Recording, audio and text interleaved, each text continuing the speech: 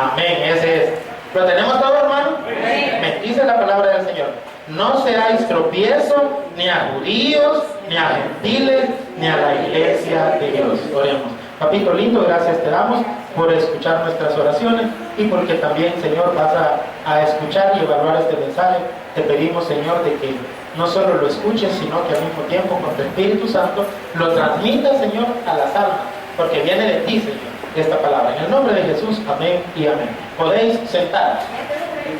Hermanos, estábamos hablando acerca del problema de los transfusiones de sangre, que los testigos de Jehová dicen que no se puede. En Levítico 3:17, en el libro de Levítico capítulo 3, versículo 17, se menciona no solo la sangre, sino que se menciona la grosura. Y entonces si la sangre se refiriera a la sangre de los seres humanos, como lo aplican los testigos de Jehová, ¿verdad?, que no permitan transfusión de sangre porque ahí dice sangre, entonces la grosura, ¿a qué se referirá, verdad?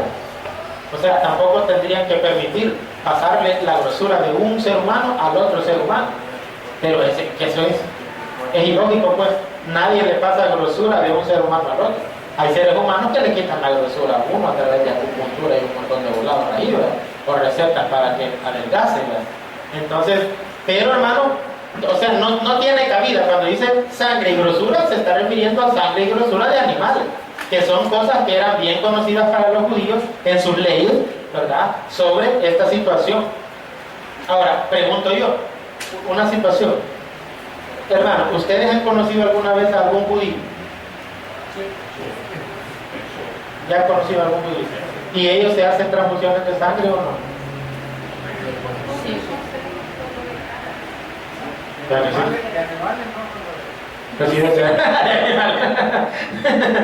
bueno. No, sí se hacen, hermano. Se hacen transfusiones de sangre. ¿Y por qué los judíos, que fueron los que escribieron la palabra en el Antiguo Testamento, y ellos que son los mejores conocedores de su idioma, del idioma hebreo, porque ellos sí se hacen transfusiones de sangre, y los testigos de Jehová, ¿no? ¿Quiénes conocen mejor el sistema de sacrificios del Antiguo Testamento? ¿O para qué se usaba la sangre de los animales en el Antiguo Testamento? Los judíos. Entonces, si para un judío, hermano, es posible hacerse una transfusión de sangre, debería de serlo para cualquier persona. ¿Me entiendes? Entonces no son los testigos de Jehová los que han tergiversado esa palabra. Ni los mismos judíos lo entienden así. Hasta los mismos judíos entienden que se refiere a sangre de animales. ¿Me entiendes? Entonces, pero, ¿por qué? Hoy en la mañana vimos un texto de 1 Corintios 15. Solo apúntelo, Hechos capítulo 15, solo apúntelo, lo lee en su casa, porque ahí se llama el primer concilio de Jerusalén. Es la primera porción del libro de los Hechos, capítulo 15. Ahí se reúnen los líderes a tratar problemas de que algunos judíos querían imponerle su ley a los gentiles, ¿verdad?, o sea, personas que no eran judías. Entonces se reúne toda la iglesia y llegan a un acuerdo y dicen: mire, a esta gente que no es judía no les podemos imponer la ley de Moisés. Solo digámosles nada más que se aparten de la contaminación de los ídolos, de fornicación, porque la fornicación es un pecado del cuerpo, y eso pues somos templo del Espíritu Santo, ¿verdad? Y también se refiere a fornicación espiritual, que sería dejar a Dios por adorar otras cosas, ¿verdad? Pero también dice: cuídense de ahogado y de sangre. Yo les explicaba que era que no tenían que matar a un animal así, miren, o sea, torciéndole el buche, ¿verdad? Porque entonces lo que es la sangre quedaba ahí. Entonces, hermano, la persona podía comer carne de animal con sangre, y eso era prohibido, porque la sangre de los animales hacía expiación, o sea, se utilizaba para echarla en el altar, y eso simbolizaba que la persona, su pecado quedaba cubierto, porque esa sangre de esos animales representaba la sangre ¿de quién? La sangre de Cristo, ¿me entiendes? Entonces, como era un símbolo de la sangre de Cristo, no debía ser comida esa sangre, sino que debía ser derramada en tierra. Porque la sangre de Cristo sí debía ser comida. ¿Cómo la ves? Aquella no, porque no era la que nos iba a dar vida, pero la sangre de Cristo sí. ¿Cuándo es que simbólicamente nos bebemos la sangre de Cristo? En la Santa Cena. El Señor dice: y el que no comiere mi carne ni bebiere mi sangre, no tendrá parte conmigo. Pero Él estaba hablando de recibir a Cristo como nuestro Salvador, porque cuando lo aceptamos, Él viene a morar dentro de nosotros. Es como que nos hayamos comido a Cristo. Es como el bautismo del Espíritu Santo. que en 1 Corintios 12:13, cuando se habla del bautismo por el Espíritu, dice: por un solo Espíritu fuimos todos bautizados en un cuerpo, en el cuerpo de Cristo. Sean judíos o griegos, libres o esclavos, a todos se nos dio a beber de un mismo Espíritu.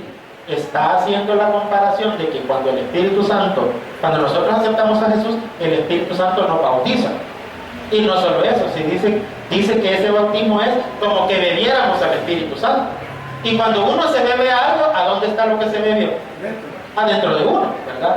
Entonces, al mismo tiempo que recibimos el bautismo del Espíritu, recibimos la habitación del Espíritu. O sea que en el momento de aceptar a Jesús, el Espíritu viene a habitar en nosotros. Somos templo y morada del Espíritu Santo. Amén, hermano. Entonces, cuando nosotros hacemos la Santa Cena, lo hacemos como un recuerdo o una conmemoración de cuando ya nos comimos y nos bebimos a Cristo. O sea, el día que nosotros lo aceptamos como nuestro Salvador. Y estamos conmemorando que Él hizo su última cena y le dijo: esto es mi cuerpo, o sea, representaba su cuerpo. Y esta es mi sangre, representaba su sangre. O sea, la única sangre que debíamos beber para la salvación es la de Cristo. Porque simbólicamente hablando, la sangre de Cristo era tan limpia y pura, y la de nosotros estaba tan contaminada con el pecado, que prácticamente lo que se hace es, se evacúa la sangre nuestra, porque la sangre de Cristo viene a tomar su lugar. Y ahora por nuestras venas corre la sangre de Cristo. Amén, hermano. ¿A qué me refiero con eso? Que ahora usted es un hijo de Dios, que el Espíritu Santo habita en usted, que usted es salvo, que su nombre ha sido inscrito en el libro de la vida. ¿Por qué? Por una transfusión de sangre. ¿Cómo la ve? La transfusión de sangre de Cristo a nuestras venas. Pero todo eso es simbólico, hermano.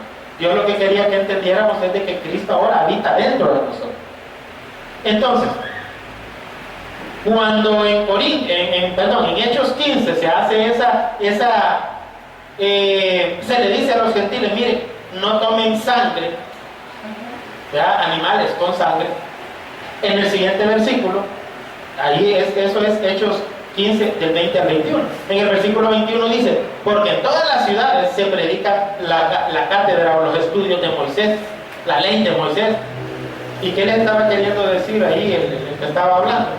De que si algún judío que estaban bien versados en la ley de Moisés veía a un hermano gentil comiendo animales con sangre, él se podía sentir ofendido, porque para ellos era pecado. ¿Me entiendes? Para un judío era pecado comer animales con sangre. Por eso el judío no tiene problemas con las transfusiones de sangre, pero sí tiene problemas con comer animales con sangre, o comer moronga, o comer cosas así que pueden llevar la sangre del animal. Ellos sí, eso sí lo aborrecen. Pero una transfusión de sangre no, porque no es lo mismo la sangre humana que la sangre de los animales, ¿verdad? Entonces todo va concordando, todo tiene lógica. Entonces, acá estaba diciendo en Hechos 15, mire, hay tantos judíos por todos lados que si ustedes, hermanos gentiles, ya sean salvadoreños, hondureños, guatemaltecos, todo el que no es judío, un judío lo llega a ver a usted tomando sangre de animales, entonces él se va a sentir ofendido. Y la regla bíblica, ¿cuál es? Que si algo no es malo, pero le sirve de tropiezo a otro, no hay que hacerlo.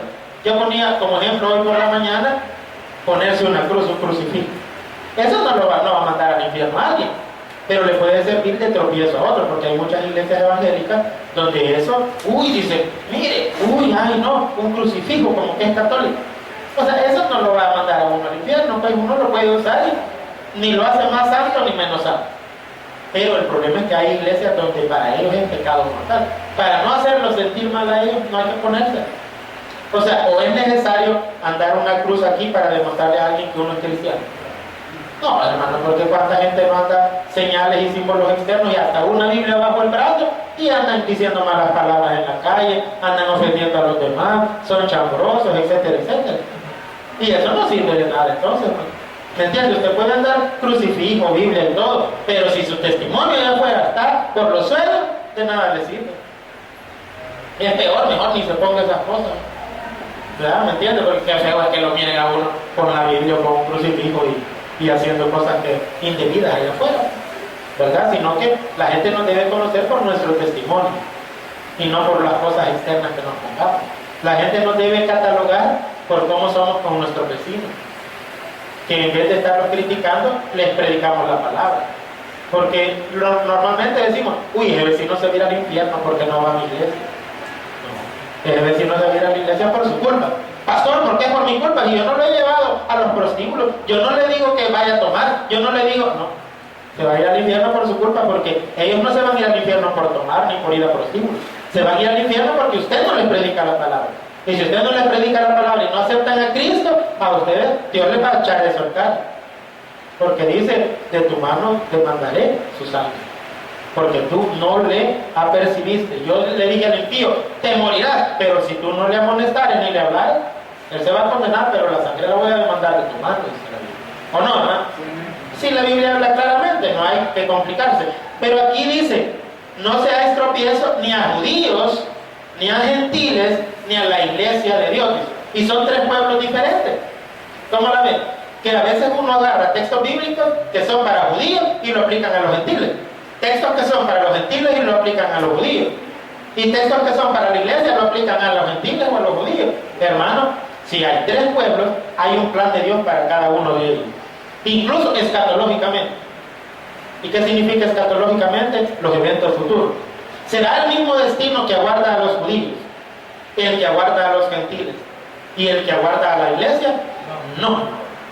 ¿Por qué? Por ejemplo, en el tiempo final, en el arrebatamiento, hablemos del arrebatamiento, ¿se van a levantar todos o solo la iglesia? La iglesia. Solo la iglesia. ¿Y cuándo comienza la iglesia? ¿Cuándo comenzó la iglesia? Después de Cristo. Después de Cristo. ¿En qué día específicamente? El día de Pentecostés. El día de Pentecostés, cuando el Espíritu Santo se derrama sobre la iglesia y comienza la gracia. Desde ese momento en adelante, todas las personas que mueren creyendo en Cristo resucitarán. ¿Sí o no? En el día del rapto de la iglesia. Pero, ¿y los santos del Antiguo Testamento resucitarán en el rapto, sí o no?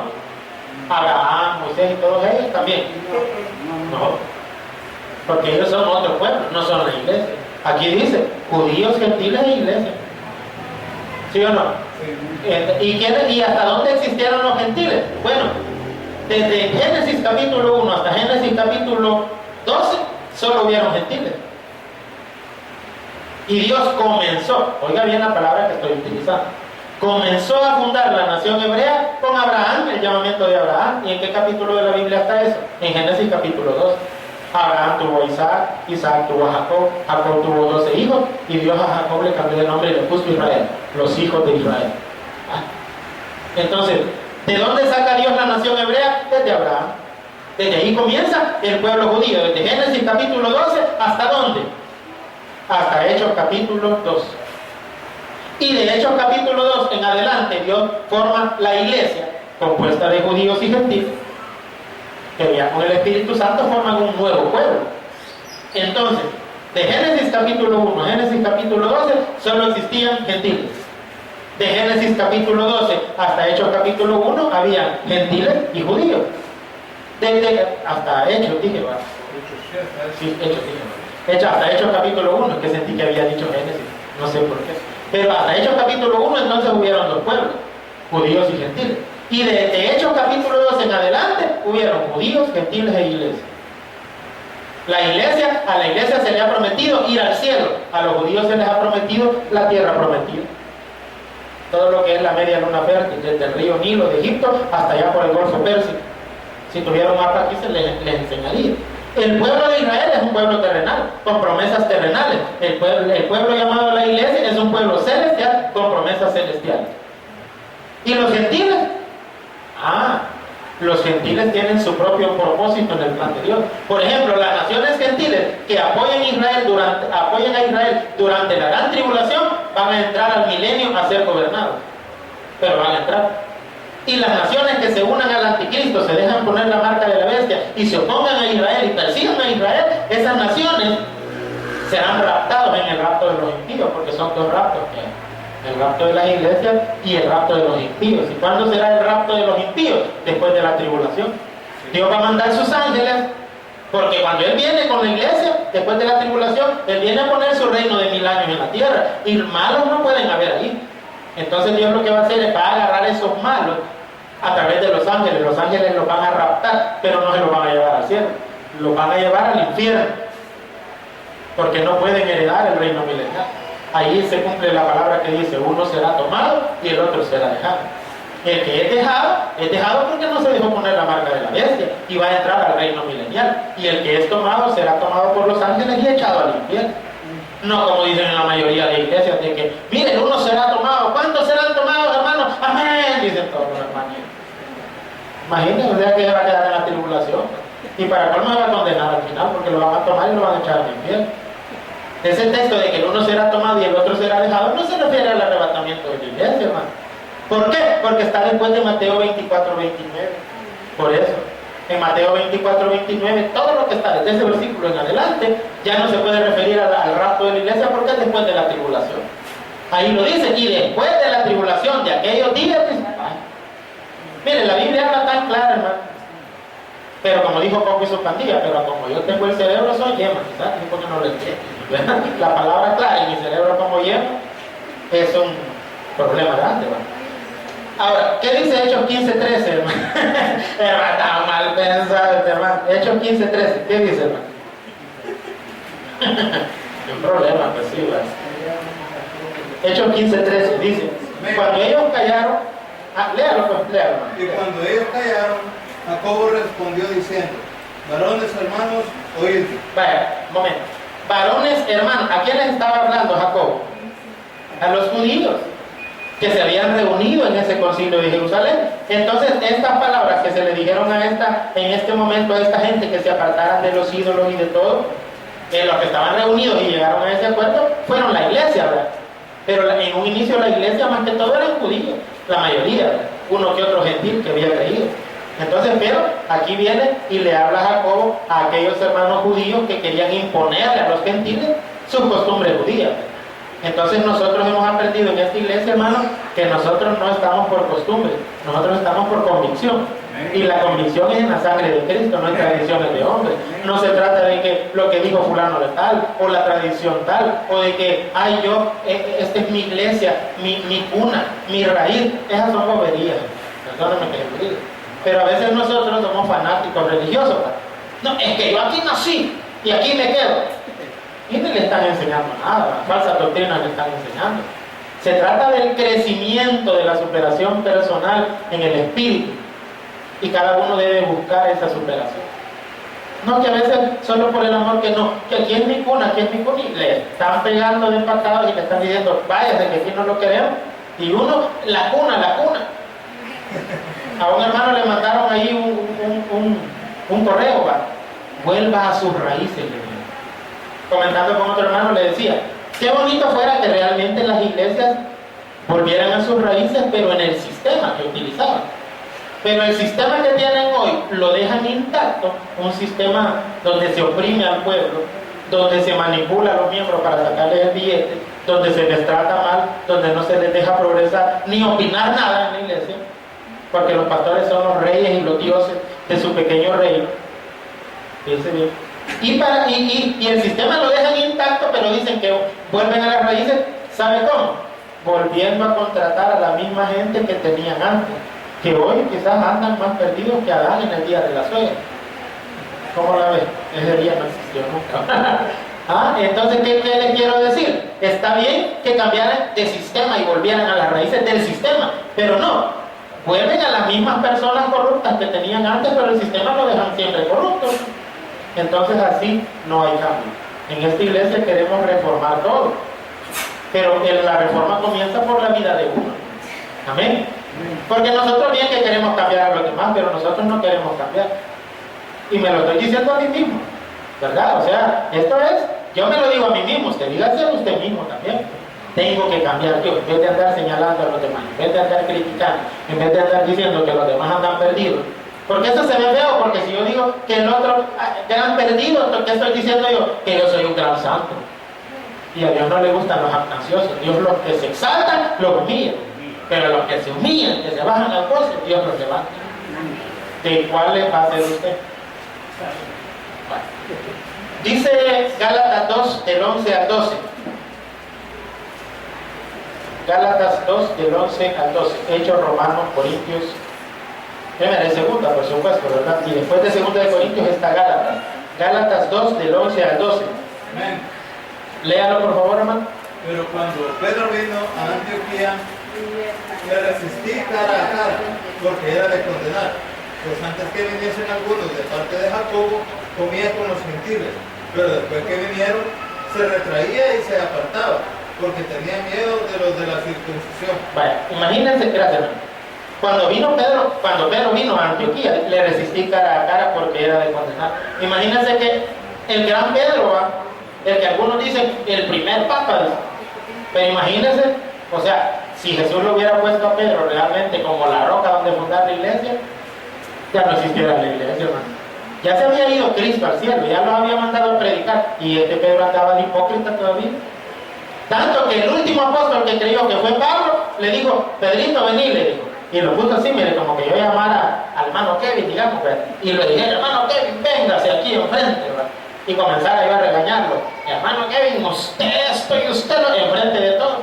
Porque Carlos mata al hermano Kevin, ¿verdad? y entonces, pero eso hizo Pablo con Pedro, ¿sí? Porque todavía le dijo Pablo a Pedro: estás de condenar, le dijo. ¿Por qué? Le dijo Pedro.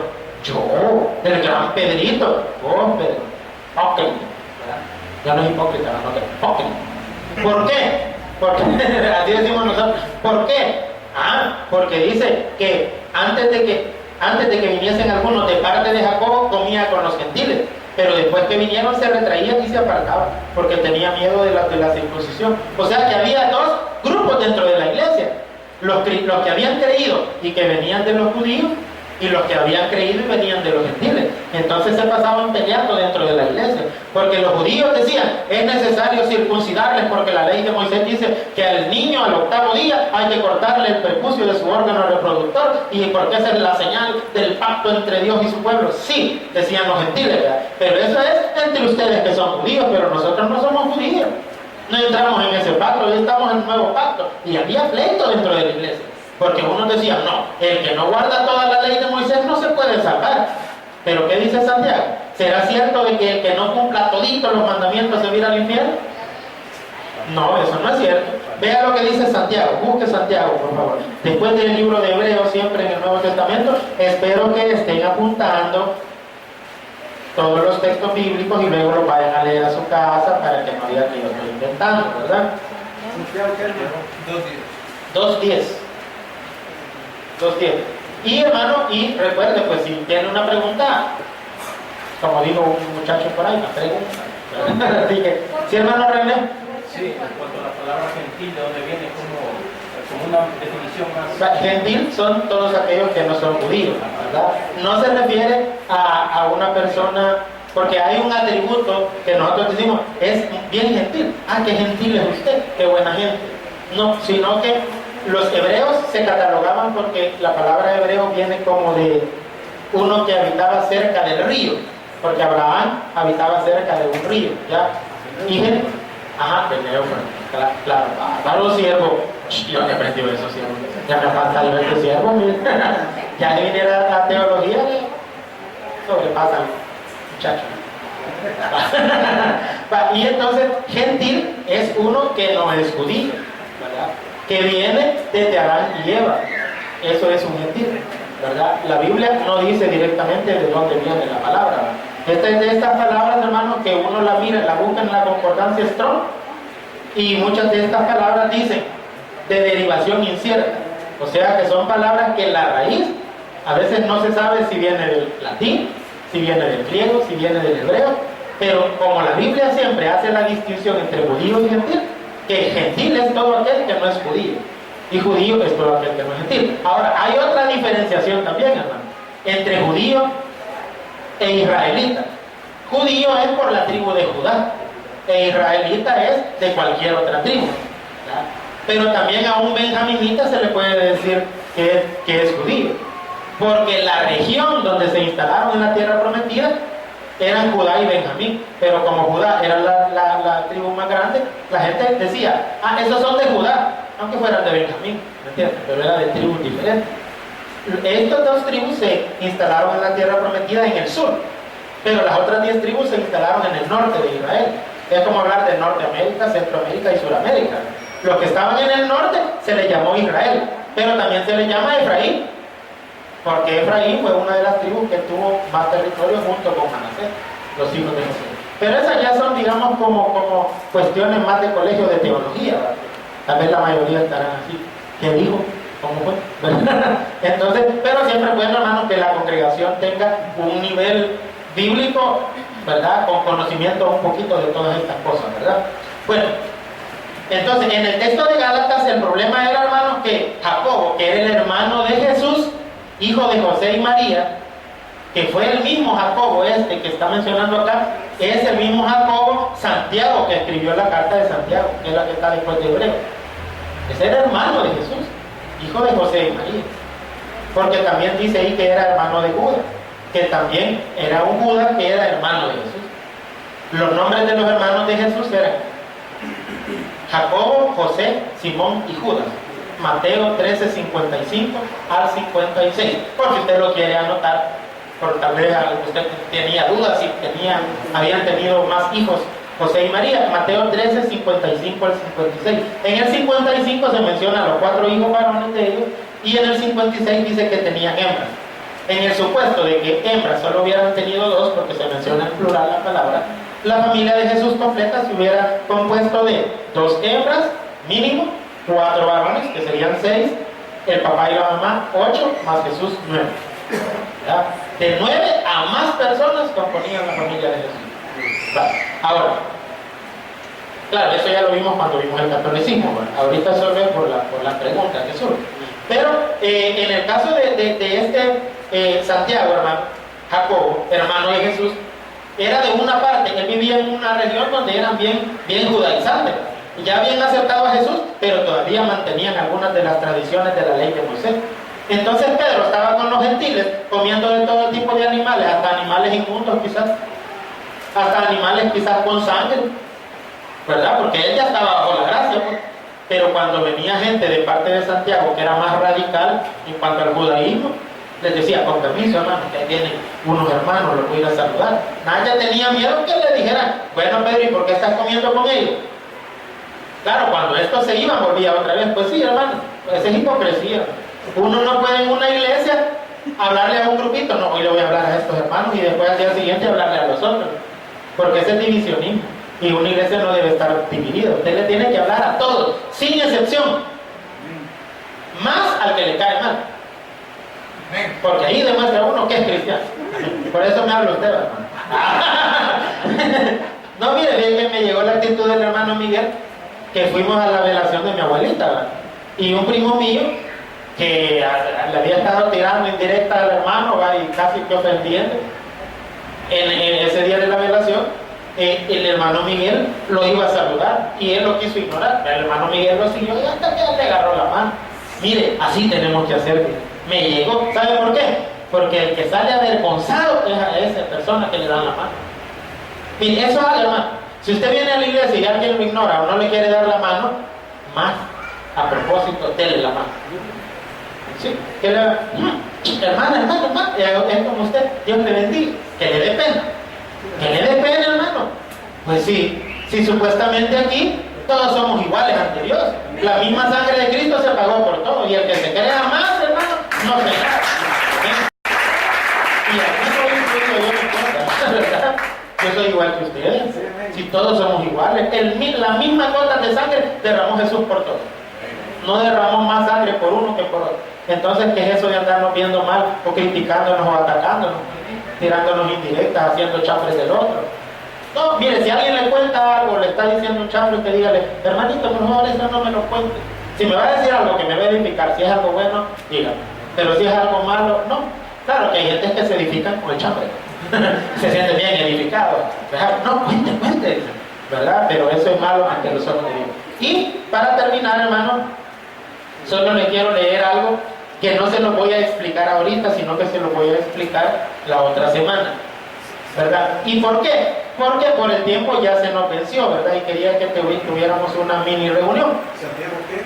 Santiago 2, versículo 10 hasta el 11, ¿verdad, hermano? 12. Hasta el 12. Sí. Ah, es que no lo leímos, ¿verdad? No.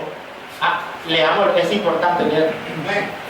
Porque cualquiera que guardare toda la ley, pero ofendiera en un punto, se hace culpable de todos.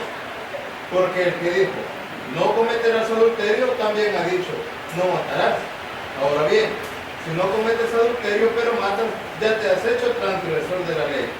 Así hablar y así hacer, como los que habéis de ser juzgados por la ley de la libertad. De la libertad, somos libres, hermano. Amén. Amén. Allí te dice que el que guarda toda la ley, imagínense que usted pudiera guardar todos los mandamientos del Antiguo Testamento, que son 613. Pero en un supuesto que usted guardara 612 y no guarda el número 613, con uno que no guarde, para Dios es como que los haya violado todos, hermano. Y ahí dice, el mismo que dijo no matarás, el mismo que dijo no cometerás adulterio. Cualquiera de los otros mandamientos que viole está violando siempre el mandamiento de Dios. O sea, no importa tanto qué mandamiento sea, importa el honor del que dio el mandamiento, y el honor del que dio el mandamiento es el honor de Dios. ¿Me entiendes? Entonces, da igual matar que adulterar según ese texto bíblico. ¿O no, hermano? El mismo pecado es. Porque si usted dice, ese no se puede salvar porque mató, ese pecado es del mismo tamaño que el adulterio. Y es del mismo tamaño que la fornicación. Levanten la mano los que alguna vez en su vida han cometido fornicación. Ahora levanten la mano los mentirosos. Todos los demás. Sí, hermano, no sea mentira. Pero ¿sabe qué? Es que usted está pensando así, mire. El pastor fornicó una vez. Hermano, ¿sabe qué es fornicación? Sí. Viene de la palabra griega porneia, de donde sale la palabra pornografía. Y no me van a decir ustedes que no se portan pornográficamente de vez en cuando, hermano. Cuando miran películas donde están saliendo escenas de acción, y te queda bien grabado. Eso es pornografía también, eso es fornicación. La masturbación es fornicación. Los deseos impuros internos son fornicación. Dice la Biblia, si un hombre mira a una mujer, dice, para codiciarla en su corazón, ya adulteró con ella en su corazón. ¿Sí o no, hermano? Levanten la mano ahora los adúlteros que alguna vez han adulterado. Levanten la mano ahora los que alguna vez han tenido algún deseo sexual, aunque no hayan llevado a cabo aquello, pero simplemente tuvieron el deseo. Aquí en primero. Levanten la mano. Miren, son los mismos. Somos los sinceros y todos los demás son mentirosos. ¿Cómo la ves?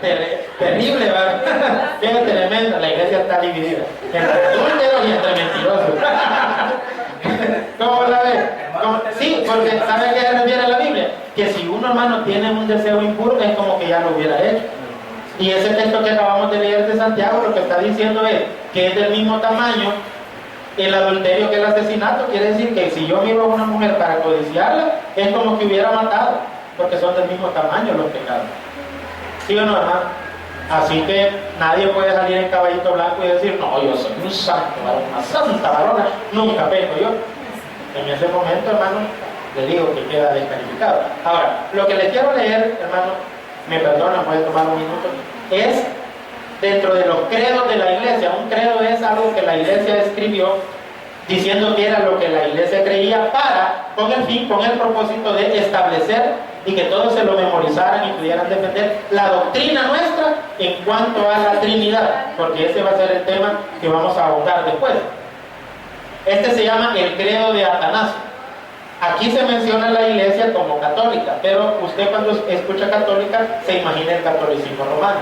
Déjeme explicarle que no es así. El nombre católico es aplicado a toda la iglesia, porque la iglesia, el nombre católico significa universal, y la iglesia es universal porque está en todo el mundo, ¿sí o no?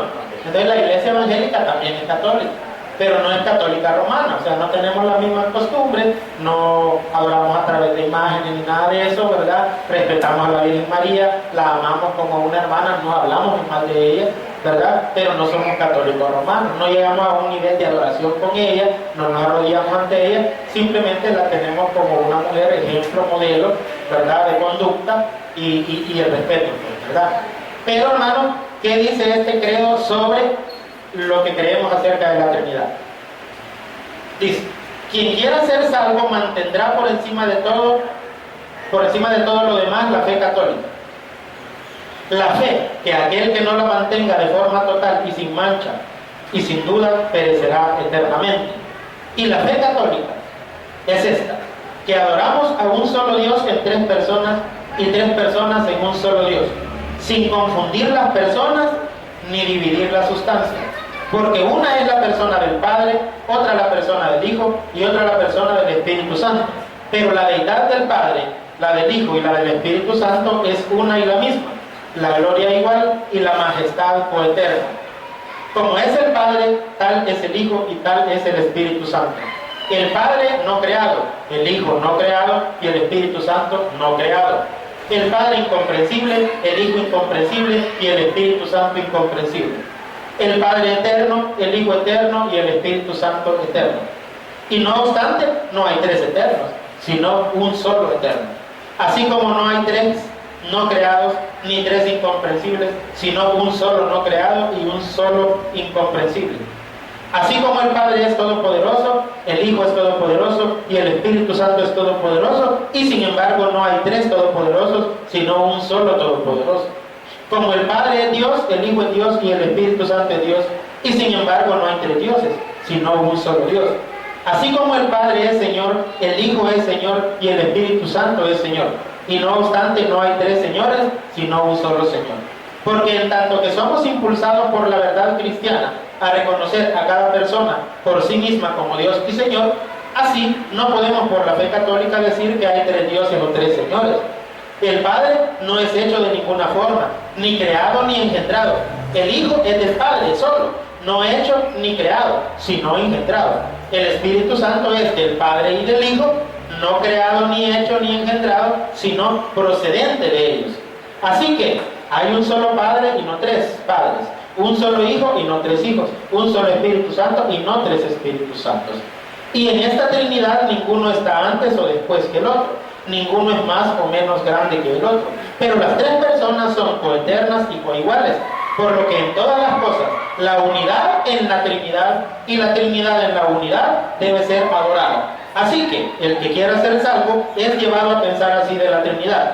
Además, es necesario para la vida eterna creer también fielmente en la encarnación de nuestro Señor Jesucristo, porque la correcta fe es que creemos y confesamos que nuestro Señor Jesucristo, el Hijo de Dios, es Dios y hombre, Dios de la sustancia del Padre, engendrado antes del universo, y hombre de la sustancia de su madre, nacido en el mundo, y perfecto Dios y perfecto hombre, subsistiendo en un alma racional y carne humana, igual al Padre en lo referente a su deidad e inferior al Padre en lo referente a su humanidad, quien, aunque es Dios y hombre, no es dos, sino un solo Cristo, uno, no por conversión de la deidad en carne, sino por tomar la humanidad en Dios, todos uno, no por confusión de sustancia, sino por unidad de persona, porque así como el alma racional y la carne es un solo hombre, así Dios y hombre es un solo Cristo, quien sufrió por nuestra salvación, descendió al infierno, se levantó al tercer día de los muertos, subió a los cielos, está sentado a la diestra del Padre, Dios Todopoderoso, de donde vendrá a juzgar a los vivos y a los muertos, en cuya venida todos los hombres se volverán a levantar con sus cuerpos y darán cuenta de sus obras. Y los que hayan hecho lo bueno irán a la vida eterna, y los que hayan hecho lo malo al fuego eterno. Esta es la fe católica, que aquel que no crea fiel y firmemente no puede ser salvo. Hermano, de todo eso que usted escuchó, la mayoría es cierto. Y esto es lo que ha predicado y lo que han aceptado todas las iglesias a nivel mundial, las iglesias cristianas verdaderas, hasta el día de hoy. Pero hay ciertas cositas, detalles en los cuales yo no estoy de acuerdo. Pero esos detalles los vamos a ver la próxima semana. Y por favor, pregunten, ¿verdad? Para que yo le voy a decir mi opinión, humildemente. Allá si usted es de aquellos que creen que no puede ser, el pastor tiene que ser el equivocado porque él, ¿quién es? Un pobre gato salvadoreño, y esto es lo que escribieron, esto eran grandes teólogos. Yo siempre lo he dicho así, para mí no importa el título que tenga el que leyó la Biblia, porque como dijo Martín Lutero, un simple lego, un simple campesino con la Biblia es más poderoso que un sacerdote sin ella. Así que, hermano, creo en la Trinidad y creo en la salvación a través de la sangre de Cristo Jesús. Démosle un aplauso y vamos a orar.